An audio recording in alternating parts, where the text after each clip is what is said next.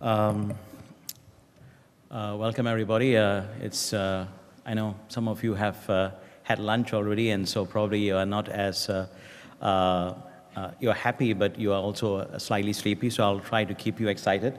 My talk is going to be about the intersections of media arts and the city.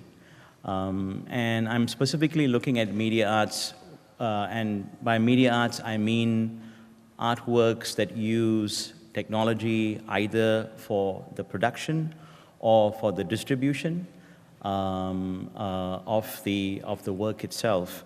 And I've been curating and working in media arts for about 20 years now.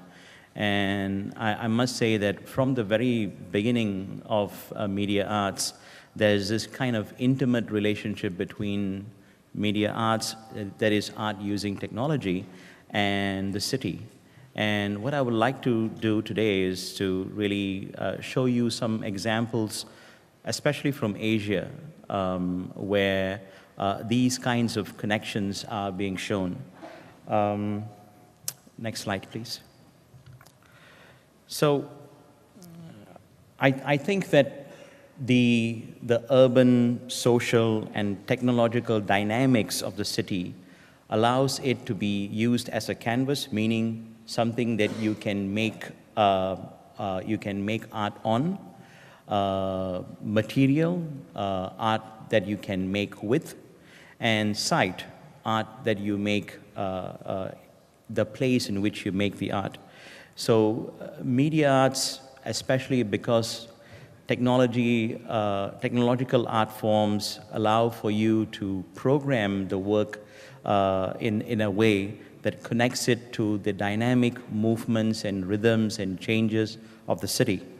So it's very important to understand that the connection is it's intimate, because there are some fundamental similarities between how technological arts operates and how the city functions. I also want to highlight to you the way in which, especially in Asia, there is a big rise in the number of community-based media collectives, or artists who are working in media arts, who are coming together as a collective, as a group, to work on the city with communities directly. I'll show you some examples of them also. And I also want to highlight the issue of technological appropriateness, meaning that some of the technologies that are available in some parts of Asia are very different in complexity and how advanced they are. So, for example, if you think about the technologies that are available in Hong Kong and Taiwan and in Japan and Seoul, it's very different from the kinds of technologies that are available in Indonesia, in the Philippines, in Thailand, and part of this has an impact on the kinds of artworks that are available and that are being made in these countries. And I'll try and show some of that in my talk. Next slide, please. So, an important artist group that I want to highlight, and I'll talk about a bit later, is the Sarai. Sarai is an art group, an art collective, a media arts collective based in New Delhi. And they've been in existence for a long time, but they've been constantly using the idea of city as a studio, meaning if artist works in a studio, what does it feel like, and what does it mean when the city itself is the studio in which the artist works, where the artist uses the studio, the city as the canvas, as the material, and as a site for making. So, and I'll talk a bit about Sarai's city as studio concept in a bit later, but I want to move on to talk about some examples. Next slide, please. I want to firstly highlight an interesting South Korean art group called Jeonpasang, media arts group. It's a collective of about 5 people who have been doing some absolutely stunning technological works. And these are works that are created for the city, with the city in mind, and with the city audience as an important part of their creation. So the next slide, please. If you would play the video. This is a work called Hypermatrix by the group. It's a kinetic installation, and you will see what I mean by it when the video plays.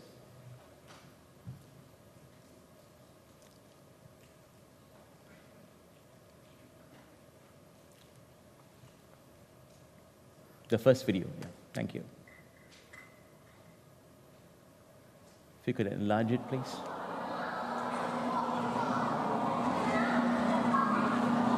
Yeah.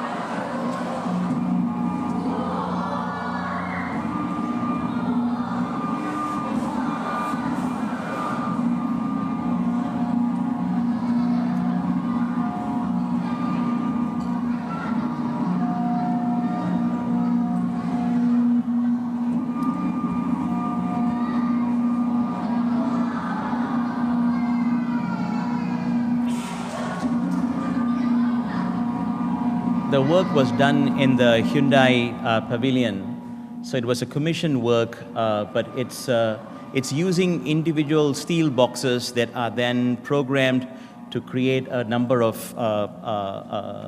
images that are popping out of the wall itself. If you would go to the next slide, please.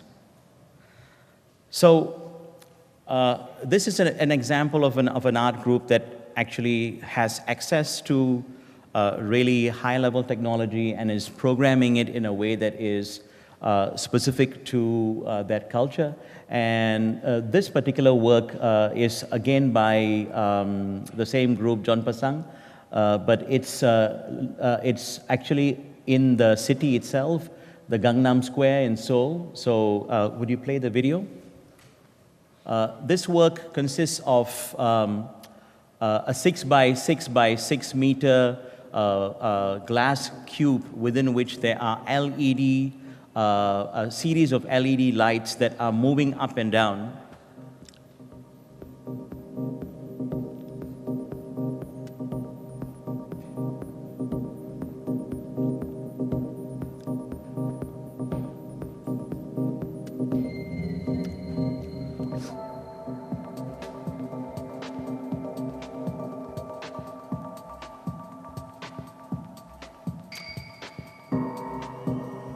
So they are programmed to function to create individual kinds of, very specific kinds of formations that are aesthetically pleasing.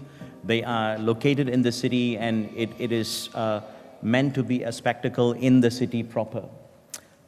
If you go back to the slides, please.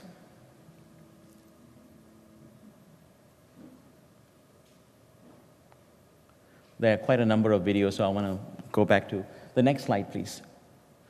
So next I want to highlight a group, Dimensions Plus, which is a group of 2 artists, one from Hong Kong and another from Taiwan.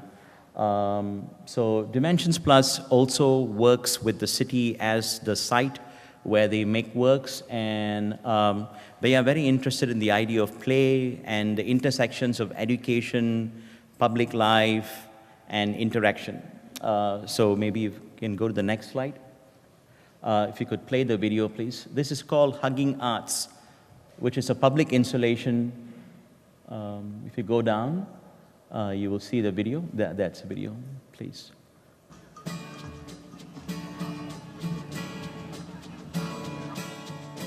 So it's a box that says art, and it opens up when you start hugging it.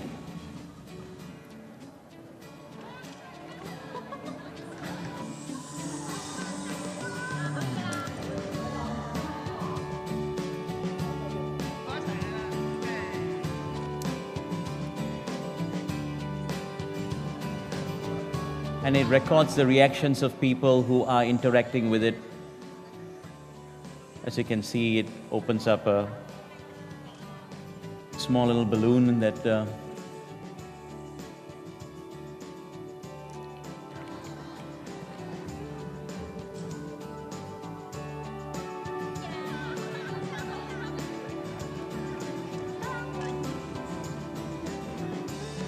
so it senses the touch. The work senses the touch, and then when you touch it, when you hug it, it actually opens up.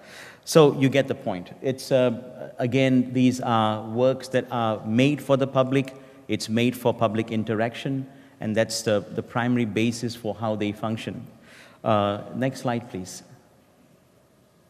This is another work by the same group, Dimensions Plus. It's called Park Life.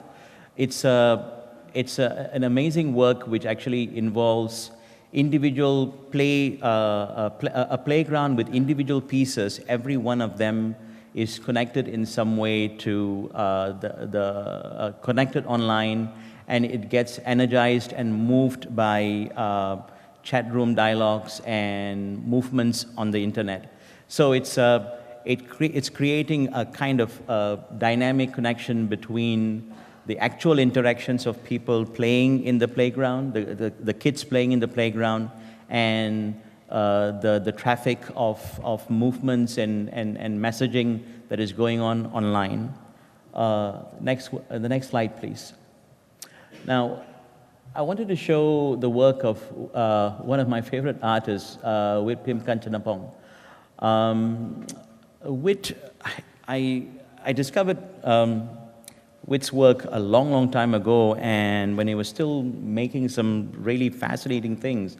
And over the years, I've noticed how his work has continued to become much more public, much more ambitious, and far more, initially his works were very technologically savvy, but his works have become more and more simple in technology, but far more exciting and far more public in how they are functioning.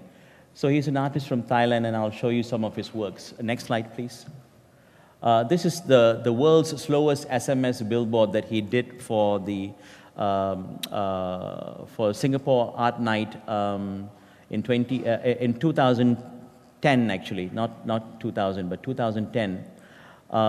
So basically, what happens is that if you go to the next slide, what you have is prominently there is a number which you can call, and when you call and you send a message, that message is actually being changed by people physically, one by one.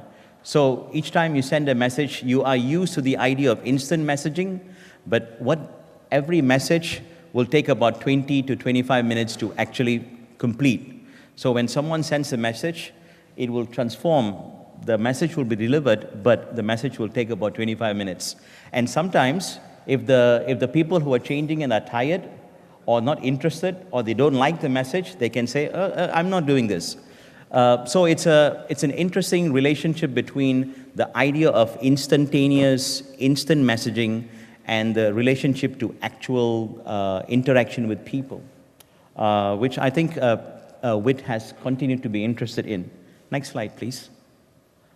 This is a work that he did for the Singapore Biennale, and I know that Nanjo-san knows this very well. It's an amazing work. Basically, what he did was he blew up a very large image of a Google map of Singapore, and he had people come and post small tag messages on each part of Singapore that they had a personal or an interesting relationship with.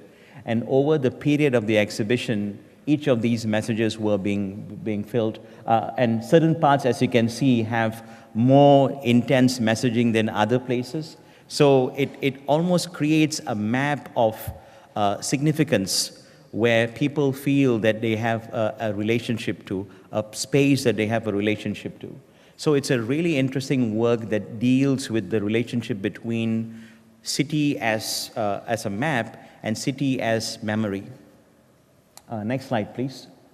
I really like this work. It's got less to do with the city and much more to do with what you find in the city and how Wit has been doing these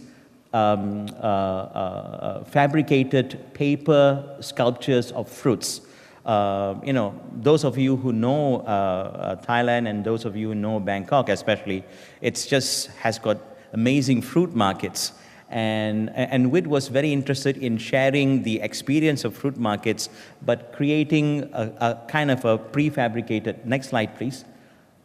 So this is how it starts. These are paper fabricated things that are then folded into, so he brings together two important parts of the of Thailand, of what you find in cities: artifacts that are paper crafts that are made, crafts that are made, and fruits that you find, natural versus artificial, and how they are displayed in some ways. And it's again a very interesting, thoughtful work in relation to technology.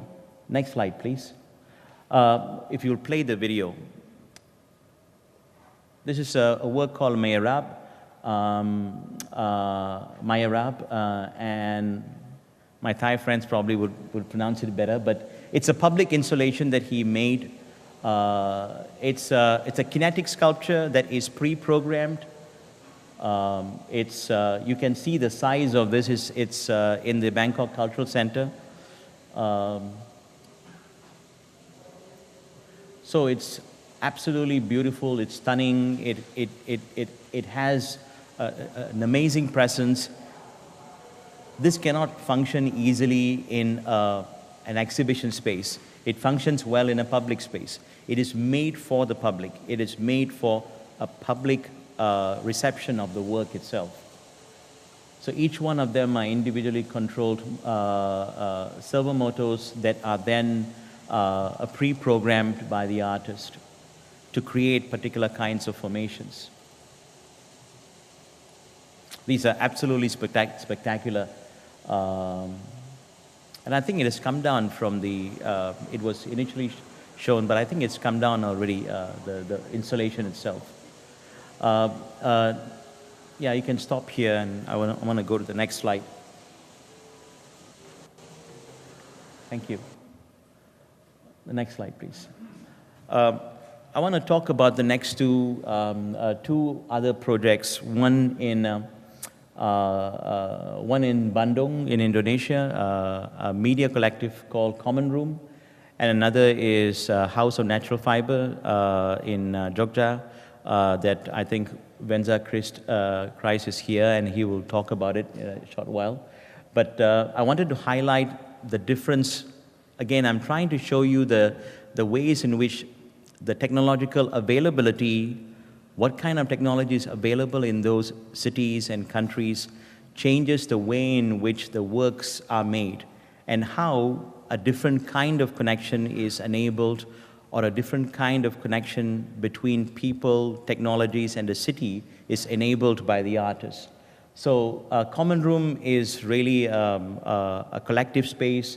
It really runs a lot of technology-oriented but community engagement activities that involves education, that involves the use of technologies, teaching people new technologies, getting people together to mobilize them around important issues. So go to the next slide, please. This is where they are housed. They are housed in a small little place where they meet regularly. Next slide. This is a typical situation where they are sitting down and meeting and talking about projects that are interesting for them. And so the idea of community building and bringing the community together around issues that are important for them in the city is critical. The next slide, please. This is an interesting project that I thought that they did. It was really 36 frames.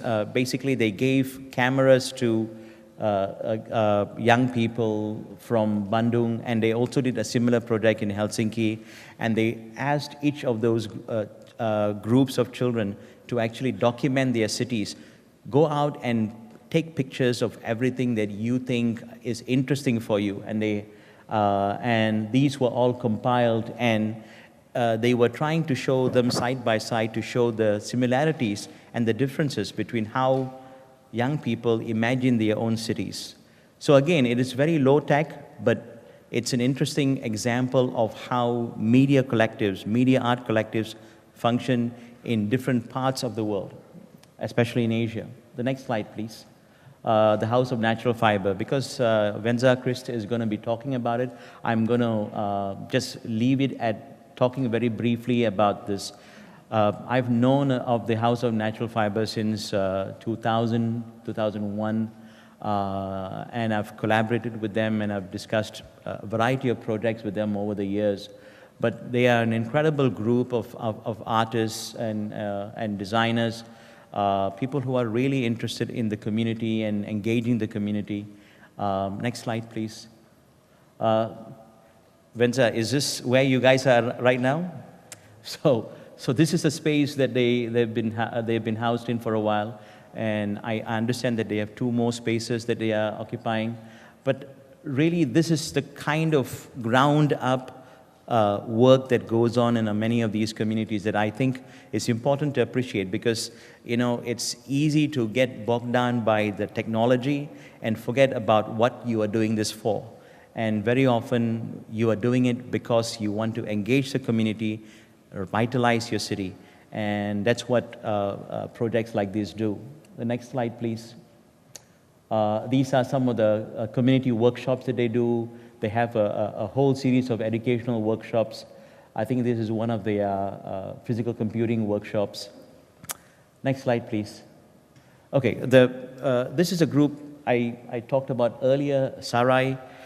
The group Sarai was convened in 2001. It's really an artist collective of about, at any point in time, they are between 15 to 200 people. They come together very often over a period of the year to develop projects that deals directly with the city. They are interested in New Delhi, they are based in New Delhi, and the city is their primary focus. They are new media oriented, they are consistently looking at issues that are relevant to their city, and they are looking of ways to intervene in the city, transform the city, and also create policy and cultural dialogue around the city. Next slide, please.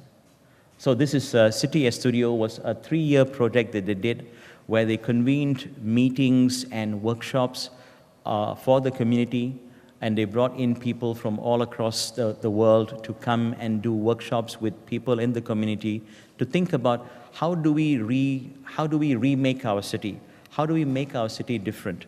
And that's why the idea behind the City Studio. Next slide, please. I wanted to spend a bit of time with this project, Cyber Mohalla. Cyber Mohalla, Mohalla really means a kind of a transit space, alleyways, but Mohalla is also a space where people can find some kind of a respite or a refuge. So Cyber Mohalla was a project that they started in 2001. It's still continuing. It's a project where they have been trying to empower young people to engage in new technologies. So basically, they create a small little space in a very poor part, a very poor neighborhood in New Delhi, and they set up computers with very easy-to-use software to create animations for young people to just find some place where they can be creative using new technologies.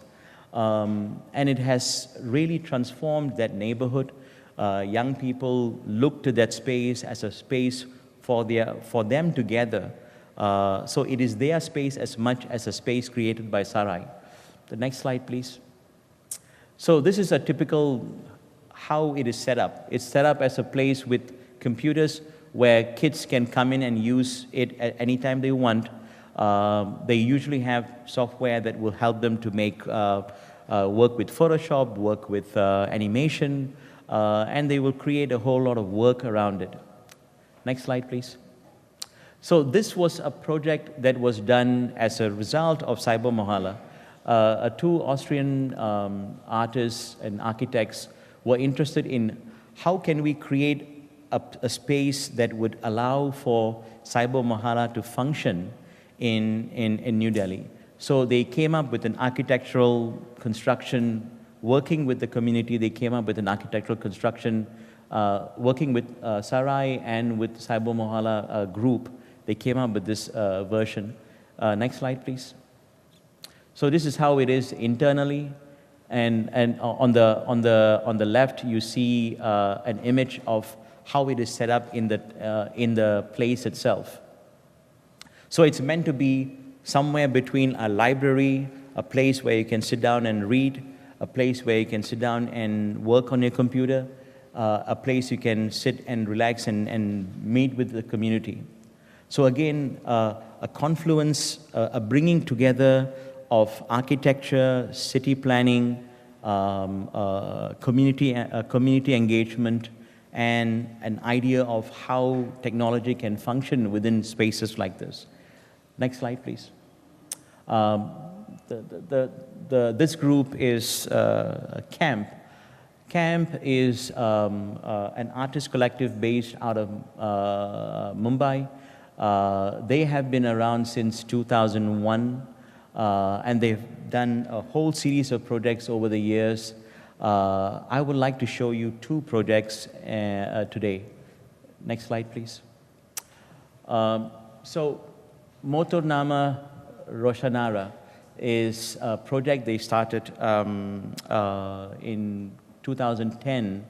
So basically, Roshanara is an area in New Delhi which has gone through a lot of transformation because of urbanization and the changes in industrialization.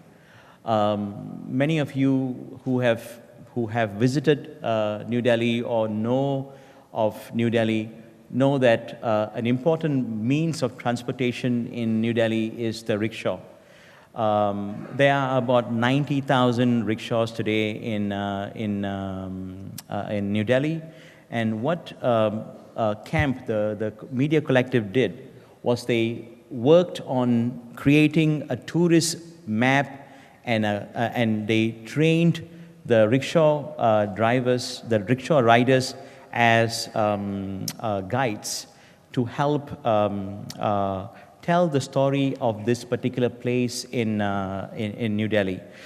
It's a very interesting place exactly because it has changed so much, but not much has changed. Many jobs that used to be there have left. Many businesses that used to be there are not there anymore, but new businesses have come in. But what is interesting about using the rickshaw riders to tell the story is that they take the rickshaw riders, those wearing the red T-shirts, they are the rickshaw riders. They actually went around with the CAMP group. They went around different parts of Roshanara, and they met with people to find out more about that area. And then they developed a set of stories about that area. So they will take people on a tour around that area to tell them the story of this area, both keeping the memory of that place alive, but also finding a way to connect to the community that they are working in. The next slide, please. So when Marco earlier was talking about the issues of sustainability, I think this is a very interesting project that was done by the CAMP people called Jogeshwari Video Project. In many parts of Asia, even today, water and access to clean water is a major issue. And CAMP as a media group was very interested in media activism, meaning how can we create media tools for people in the community to tell their story to policymakers, mobilize themselves around important social and cultural issues that matter to them. So Jogeshwari Video Project was basically focused on the issue of clean water. And if you can play the video, please. So they made a total of 12 videos that each tell you a different story about water. ये पानी, या ऐसा भी कह सकते हैं कि जिंदगी, जो सबको चाहिए।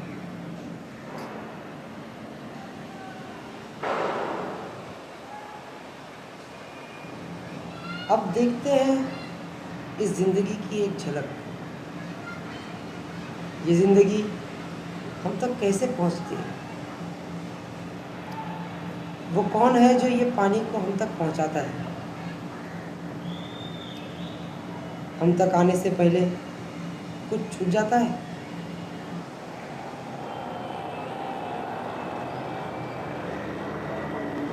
जंगलों, पहाड़ों, बस्तियों, शहरों, न जाने कितनी मुश्किलों से इस शहर की रफ्तार से भी क्या तेज दौड़ता है ये पानी।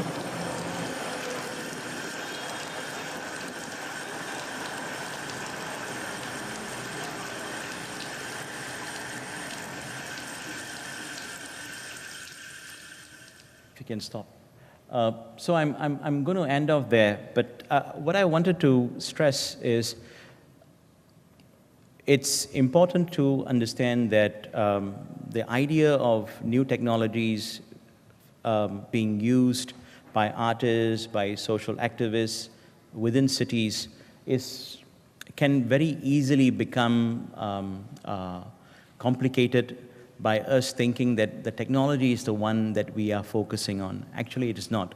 Technology is the last thing that people think about in many of these works, because the technology is just a tool by which they use, a tool that they use to actually tell their stories, find ways to connect to the city, and find ways to connect to the community. That continues to be the focus of, and I think fortunately that continues to be the focus of many of the artists, including the ones who are using high levels of technology as well as those who are using simple technologies. The story that that I take away, and I hope I have shared with you, is the importance of understanding that the focus on the community and how the community becomes empowered by artists using technologies to drive those stories is the important thing. So thank you very much.